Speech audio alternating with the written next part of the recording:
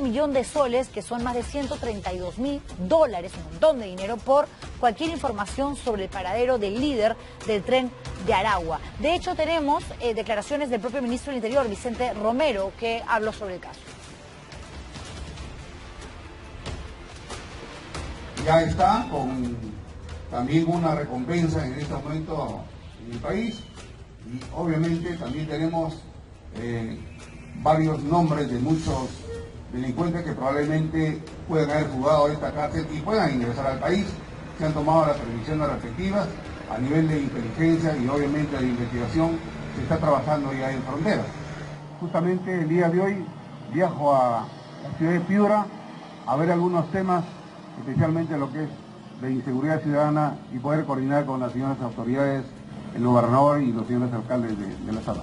A ver, la verdad, para serles absolutamente honesta, claro, yo sabía del Tren de Aragua, de esa organización criminal que tiene tentáculos en varios países de la región. Se sospecha que de pronto también habría un grupo que representa a esta banda criminal en Brasil, en Costa Rica, pero claro, otra cosa es meterte a investigar, a sacar información para poder realizar una entrevista y darte cuenta de lo mucho que ha crecido esta mafia a raíz justamente de una construcción, porque fueron obreros que vendrían a ser como que de construcción civil en nuestro país, para hacer un paralelo y para que ustedes entiendan un poco la figura, que estaban creando una carretera, ¿no?, que unía una ciudad con Carabobo.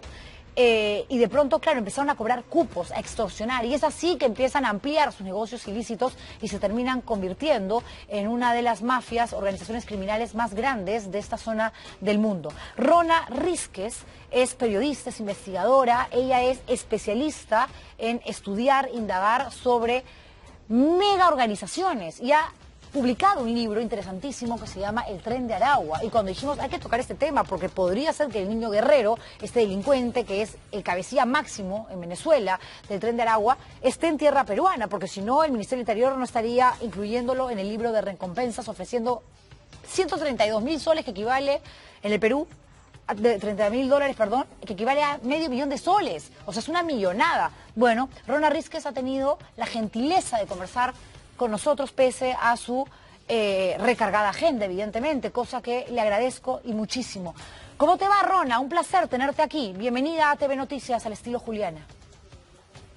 Hola, muchas gracias por la invitación, un gusto, ¿qué tal? Gracias. A ver, estaba leyendo acerca de todo lo que tú sabes sobre el Tren de Aragua, y la primera pregunta que te quiero hacer es cómo este sujeto, ¿no?, Héctor Guerrero Flores, alias Niño Guerrero, logra escalar en la jerarquía criminal, por decirlo de alguna manera, hasta convertirse en el líder de esta mafia y contactar obviamente a los segundos, a los terceros que tienen su respectiva representación también en otros países de la región. Bueno, en realidad él no, bueno, quizás en el exterior se vea como que es alguien que escaló, pero internamente él es uno de los creadores de la organización. Es decir, él cuando crea la organización ya era el jefe. Era uno de los jefes. Y pues ha mantenido, y lo que ha hecho es como fortalecer su liderazgo, fortalecer además la estructura criminal, y pues luego en este proceso de expansión pues obviamente ha tomado más notoriedad porque precisamente es la persona que controla o coordinaba la organización desde la prisión de Tocorón, incluso dando directrices según lo que han revelado las investigaciones hechas por policías de Perú, de Colombia y de Chile, dando directrices hacia estos países, a las células que operan en estos países. Lo que yo no sabía, fíjate, Rona, es que él ya había sido capturado y se escapó de la cárcel y lo vuelven a intervenir, lo detienen, lo llevan nuevamente al penal y se vuelve a escapar. Salió de Tocorón y esa es la razón por la cual hasta ahora es un misterio su paradero. Sí, él se fugó de la prisión en una fuga también bastante curiosa y llamativa. En 2012 fue recapturado en 2013. Y fue devuelto después de un tiempo a la prisión de Tocorón, donde pues se le hizo incluso un procedimiento judicial por la fuga, o sea, se le sumó eso a los delitos por los cuales estaba en prisión. Y pues recientemente, entre principios de este año, finales del año pasado, él debía salir en libertad porque había cumplido su condena. Y pues al parecer, no sé, o sea, no hay como una certeza de qué pasó allí. El ministro de Relaciones Interiores de Venezuela dice que efectivamente estaba en libertad, pero bueno, eso no está ¿sabes? Es la versión oficial. Claro. Sin embargo, hay una orden de captura en este momento desde un tribunal venezolano en su contra, ¿no? Claro, pero desde el gobierno venezolano, haciendo referencia a lo que acabas de decir tú, ¿no? La información oficial es que se ha desmantelado totalmente el Tren de Aragua, que después de este operativo y después de las acciones que ha hecho la policía, pues ya no existe Tren de Aragua. ¿Es posible creer en esa información, en ese discurso, sabiendo que los tentáculos siguen creciendo y que cada vez cobran más fuerza en otros países de la región como Perú? Mira, es una afirmación, a mi modo de ver, apresurada y temeraria.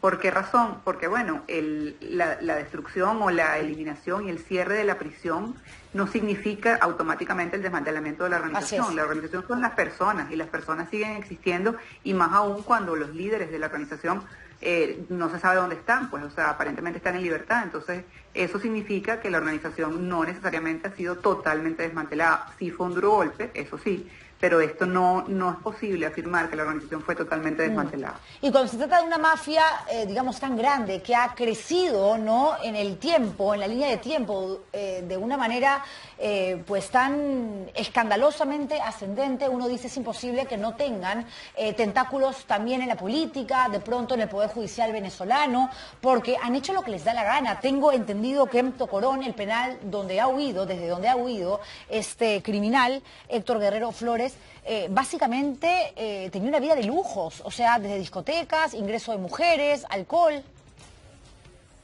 Sí, en el penal había todo lo que, bueno, no voy a decir todo lo que puede haber en una ciudad, pero sí, o sea, tenía discoteca, tenía zoológico, tenían parque, tenían piscinas. A lo Pablo Escobar. Sí, o sea, una condición bastante particular, que es algo que habitualmente no hay en una prisión, pues. O sea, unas condiciones de vida muy particulares.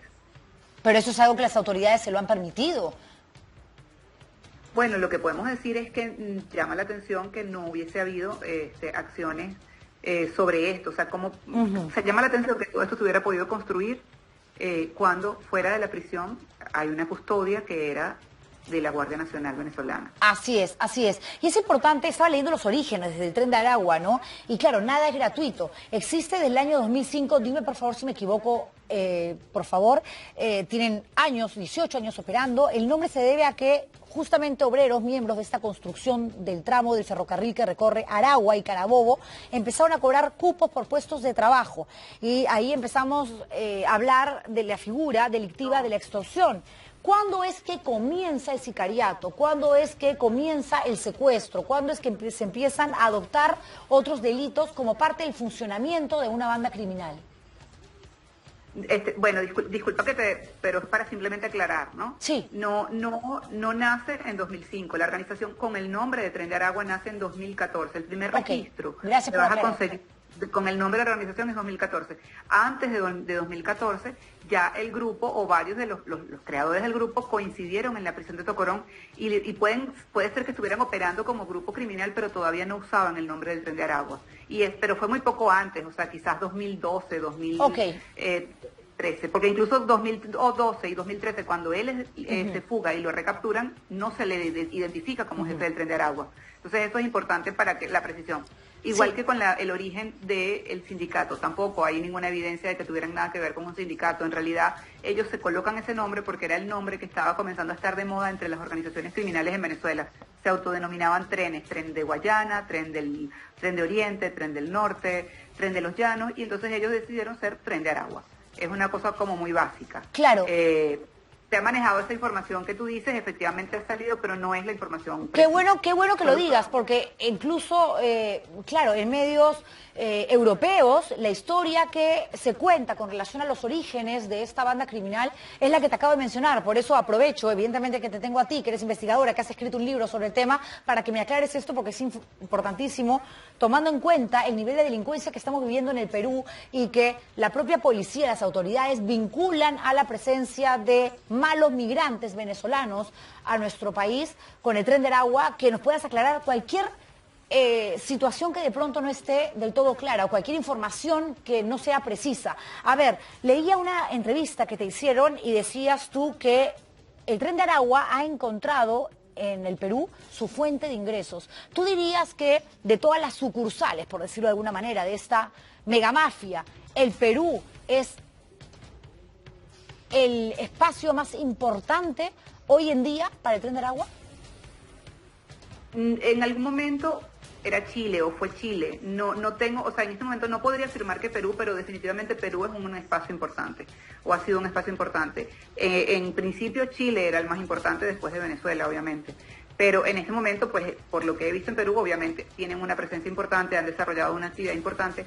Sin embargo, insisto, no quisiera como decir este es peor o este es mejor, o sea, no, creo que tienen una presencia importante en Perú, ciertamente, con una diversidad de delitos y pues la versión que tengo es que controlan varios distritos, incluso en Lima, y creo que eso es bastante significativo. Sobre todo Lima Norte, ¿no? En distritos como Independencia, Comas, Los Olivos, donde casualmente hay muchos migrantes venezolanos, la gran mayoría personas de bien que se vienen a romper el lomo, dada la crisis que existe en tu país, pero que claro, en medio de esta situación, donde las extorsiones son pan de cada día, donde te matan para robarte un celular y si no te encuentran nada, igual te matan, claro, se ha entendido a través de investigaciones, indagaciones de la prensa, de inteligencia y demás, que estas actitudes, estas modalidades de violentar han sido adoptadas ahora mismo básicamente por los malos venezolanos que vienen, porque vienen buenos y también vienen malos, como en la década de los 80 a Venezuela iban peruanos, algunos a trabajar de manera maravillosa y a contribuir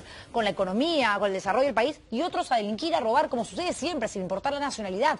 Pero lo que tú ves en el Perú, la forma como extorsionan, cómo te mandan el mensaje, te ponen una bomba humo, te revientan una granada en la puerta de tu bodega, de tu restaurante, ¿eso tú sí lo vinculas con el accionar del Tren de Aragua? Pues hay algunas acciones que sí, que tienen que ver con este grupo, efectivamente. Por ejemplo, en algún momento fue muy común el uso de granadas por parte de grupos delictivos venezolanos, y pues esa es una práctica que en realidad, pues lamentablemente ha sido común por parte de los grupos venezolanos. Sin embargo, bueno, es importante, como ya lo dijiste, y voy a recalcarlo, precisar que pues el hecho de que estas personas cometan delitos o tengan este tipo de actitudes no significa, o sea, los migrantes venezolanos, a todo lo contrario, han sido víctimas también de esta estructura criminal. Seguro, por supuesto que sí. De organizaciones criminales, y son ellos incluso unas personas muy vulnerables que pues han sido, de lo cual se aprovechan estas estructuras criminales, pues justamente de esta migración también. Sí, y créeme, Rona, que nosotros nos hemos ganado varios insultos y nos han tirado mucho lodo por defender a los venezolanos, como defendemos a los colombianos que vienen a Perú, a los argentinos, a los chilenos, porque hay gente buena y gente mala en todos los lugares. Sin embargo, hay varios discursos xenófobos en medios de comunicación, incluso que por supuesto nosotros no abrazamos, no suscribimos de ninguna manera. Te agradezco mucho por esta participación, Rona, y mucho éxito con tu libro tan importante, ¿no? Lectura obligatoria, creo yo, en momentos de crisis, de violencia imparable, no solamente en Venezuela, en Perú, sino básicamente en toda la región. Gracias, Rona. Muy buenas noches. Así es, muchas gracias a ustedes por la invitación, gracias a ti por la invitación, un gusto. Gracias, el gusto es mío. Vamos a la pausa comercial y volvemos. Todavía